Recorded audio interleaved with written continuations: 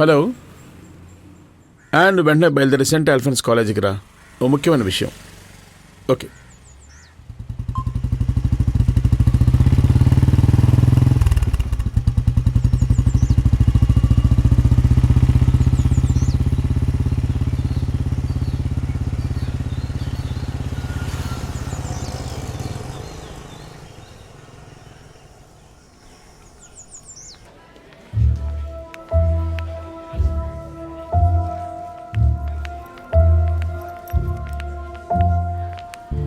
నన్నెందుకు ఇక్కడికి రమ్మన్నావు?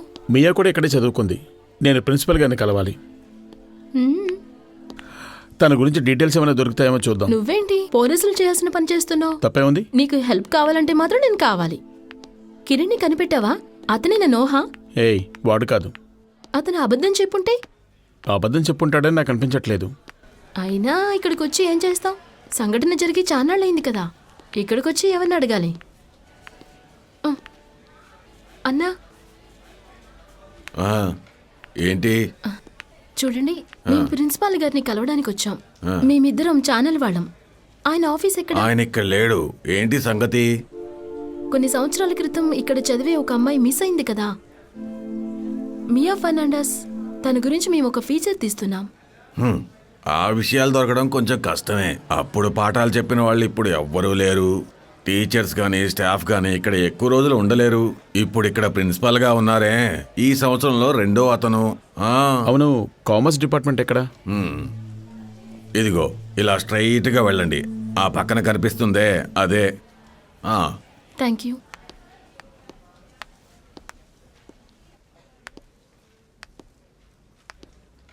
Excuse me sir.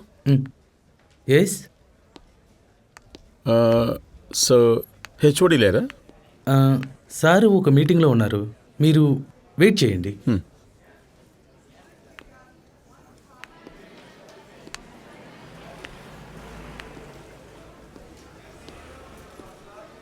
నువ్వు కాస్త ప్రయత్నించు ప్లీజ్.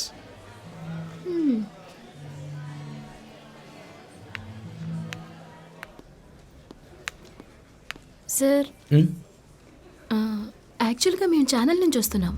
4 సంవత్సరాల క్రితం కనిపించకుండా పోయిన మియా అనే అమ్మాయి గురించి మేము ఫీచర్ చేస్తున్నాం. మియా ఈ డిపార్ట్మెంట్లోనే ఉండేది, అందుకని హెచ్ఓడిని కలుద్దామని వచ్చాం. మియా? ఎస్. తన గురించి మీకేమైనా తెలుసా? మాకు కొంచెం హెల్ప్ చేయరా ప్లీజ్? హెల్ప్ చేయడానికి ఏ ఇబ్బంది లేదు. అదే మీకు తెలుసు కదా, ఇది మేనేజ్మెంట్ కాలేజ్ అని. మాకు కూడా కొన్ని లిమిటేషన్స్ ఉంటాయి. పైన నుండి పర్మిషన్ లేకుండా మేమేమీ చేయలేము. Sir please help us sir. దీనివల్ల మీకు ఎటువంటి ప్రాబ్లం రాదు. సార్, మీకేం తెలిస్తే అది చెప్పండి, బాగుంటుంది. నో అని చెప్పకండి ప్లీజ్. నేను జాయిన్ అయ్యి 1 సంవత్సరమే అవుతుంది. అదీ కాక ఇక్కడ ఉన్న వాళ్ళంతా నాలాగే జాయిన్ అయ్యి ఎక్కువ కాలం అవ్వలేదు. ఇప్పుడు ఇక్కడ సీనియర్ నారాయణ గారు ఉన్నారు. ఆయన 6 సంవత్సరాలుగా ఉంటున్నారు. అదిగో మాటల్లోనే వచ్చారు. ఆ తర్వాత ఇప్పుడు కోసి సార్ ఉన్నారు. తను ఇప్పుడు లీవ్లో ఉన్నారు. ఆయన మెడికల్ లీవ్ లో ఉన్నారు. 2 రోజుల క్రితం నేను ఆయన్ని చూడడానికి కూడా వెళ్ళాను. మీరిద్దరూ ఛానల్ వాళ్ళయ్యి నన్ను కంగారు పెట్టడం వల్ల నేను ఈ విషయం చెప్పలేకపోయాను.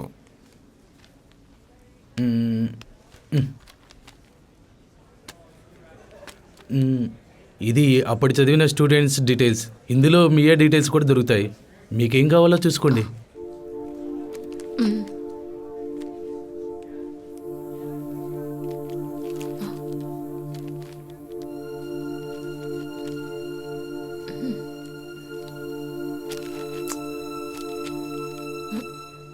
మియా Fernandes.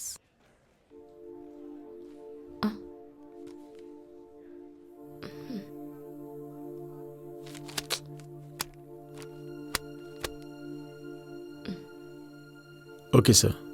Okay, thank you. Okay. ఇప్పటికీ నా మనసులో ఆ ప్రశ్న మిగిలే ఉంది. అసలు తనకేమై ఉంటుంది? జవాబు చెప్పడం ఎవరి వల్ల కావటం లేదు. అది కేవలం ఒక్కరే చెప్పగలరు, నోహా. తన్ని ఎలాగైనా కనిపెట్టాలి. కానీ ఎలా కనిపెట్టగలుగుతాం? తన అడ్రస్, పబ్లిషింగ్ హౌస్ ఏది కూడా పుస్తకంలో లేదు. నువ్వెక్కడ ఆ పుస్తకం కొన్నావు? Zone rayon. ఓ, ఇతని గురించి వింటున్నది ఫస్ట్ టైం. నాకు తెలియదు సార్. కావాలంటే బాబుని అడగండి. బాబు,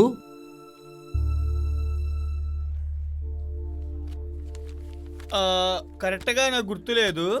కొద్ది రోజుల ముందే అతను బాగా వయసైన వాడే.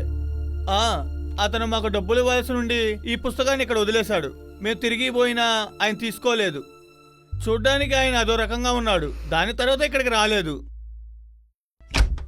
రెడ్డి, నువ్వేం మాట్లాడుకో.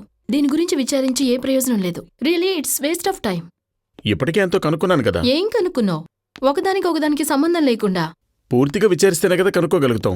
పైగా ఈ సంఘటన జరిగి 3-4 ఏళ్లయింది. దీన్ని విచారించమని మనతో ఎవ్వరూ చెప్పనే లేదు.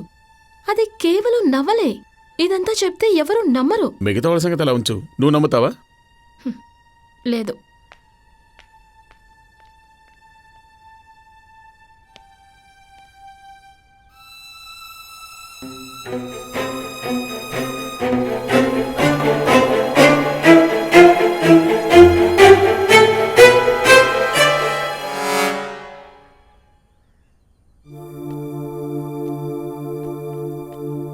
ఈ నోవెల్లో బ్యానీ అవెన్యూ అనే ప్లేస్ గురించి రాసుంది.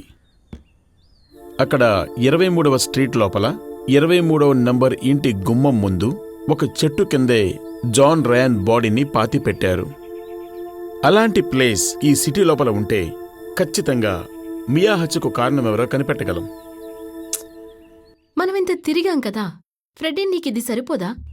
అలాంటి ఒక ప్లేస్ ఉండే అవకాశమే లేదు. అలా ఉన్నా సరే నీకు తెలిసే అవకాశమే లేదు. సరే, నువ్వన్నట్టు నా ఆలోచన తప్పై ఉండొచ్చు. కానీ ఇక ముందు నీ సహాయం నాకు అవసరం లేదు. ఫ్రెడ్డీ, నేను చెప్పేది కొంచెం విను. You act like A mad.